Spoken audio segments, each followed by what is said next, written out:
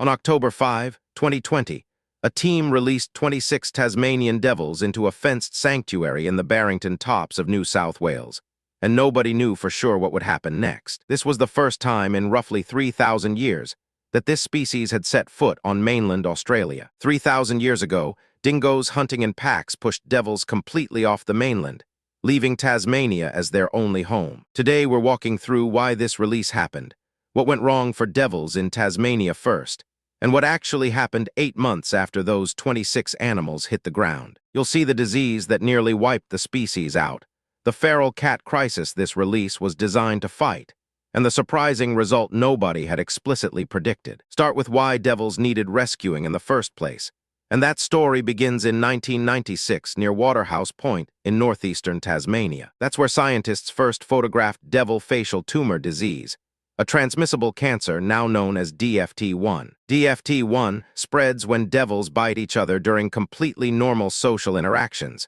which devils do constantly. Once a devil is infected, the disease kills almost every single one within roughly 12 months of symptoms showing. Independent scientific reports estimate DFT1 caused population declines of roughly 80% across Tasmania, with some regions reporting declines above 90%. A second strain, DFT2, was detected in 2014 in southern Tasmania, adding a whole new front to the crisis. Scientists were warning publicly in the early 2010s that without intervention, this species could become functionally extinct on its own island within decades. So the mainland release wasn't a stunt.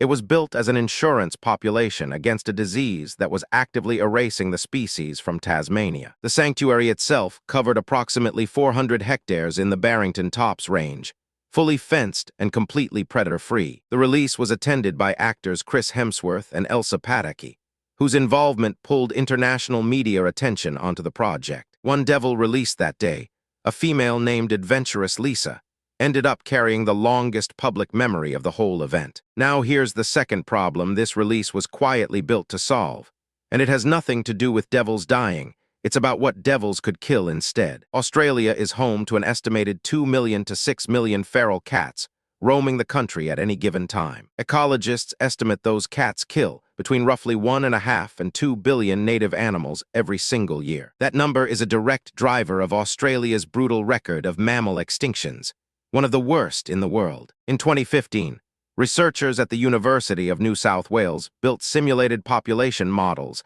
testing one specific idea. Their models showed that reintroducing Tasmanian devils to the mainland could suppress feral cat and fox activity, with knock-on benefits for smaller native mammals. In 2020, follow-up research from the University of Tasmania, published in the journal Biological Conservation, found supporting real-world evidence. On Maria Island, where devils already lived, researchers found devils were already suppressing local cat numbers. Those two studies together gave the Barrington Tops release its actual scientific justification, not just its emotional appeal. So the 26 devils went in on October 5, 2020, into a fenced, predator-free landscape built specifically to test this theory. Within 8 months of that release, the first joeys were born inside the sanctuary. That birth, just 8 months after 26 animals walked into a completely new landscape, was the first sign the population could actually establish itself. Aussie Ark and its partner organizations didn't stop at one release. They followed up with successive annual releases into the same sanctuary as the program expanded. Reporting from 2023 onward showed something ecological managers hadn't explicitly predicted going into the project. The devil's presence was linked to measurable reductions in feral cat activity in the specific areas they now inhabited. That's an effect that had resisted essentially every other intervention Australia had tried against feral cats for years. Because of that result, the devil is now treated as two things at once: an insurance population against extinction and a working ecological tool against an invasive predator. But this story isn't finished, and it isn't uncomplicated either, because the sanctuary comes with real limitations. The Barrington Tops site is fenced, which technically makes it a sanctuary, not true open landscape rewilding. Dingoes, the exact animal that pushed devils off the mainland 3,000 years ago, still live in the surrounding ranges. Any future expansion into unfenced country would have to deal with that same dingo competition all over again. Critics also point out that disease-resistant devils are still vulnerable to ordinary modern threats: cars, habitat fragmentation, and climate stress. Supporters counter that the fenced insurance population, combined with the documented cat suppression benefits, justifies the entire program as it stands today. Think about the actual numbers here for a second. 26 animals released into 400 hectares, with joeys born within 8 months. That's not a slow, multi-decade recovery story.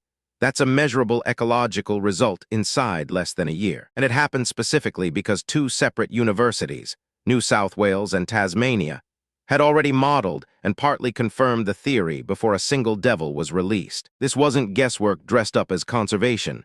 It was a tested hypothesis carried out with actors on hand, and a fenced sanctuary built for exactly this purpose. The disease side of the story matters just as much as the cat side, because DFT1 alone had already pushed devil populations down by roughly 80%. A species facing a disease with close to a 100% fatality rate within 12 months doesn't get many more chances at recovery. That's why the Mainland release wasn't framed as an experiment for its own sake.